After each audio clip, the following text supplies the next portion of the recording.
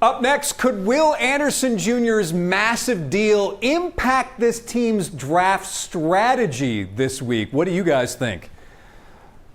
I don't think that it really impacts it that much because you've been planning for this. You've been accounting for this with the dollars and cents and with that Will Anderson's going to get this big extension. So you've had this in mind for a long time. If you're the Houston Texans, you know that you need guys to replace Danielle Hunter because he's going to be very expensive. And Will Anderson's also going to be expensive, and you've already bet on Will in the long term. The deal's here for the next couple of years. You need to plan for life after him, but you knew the Anderson deal was coming. This is no big surprise. You've had this in the strategy the whole offseason. I would agree with that, but I'm going to throw a curveball. I think another move that happened the last few days kind of impacts the draft, and that's the Dexter Lawrence trade. I think the Dexter Lawrence trade has a massive impact. I think it helped Cincinnati significantly, who's kind of trying to be in that tier that you're in. And from draft day perspective, one of the biggest regrets that Giants ownership has the last few years that they've been open about is that they let Saquon Barkley go away.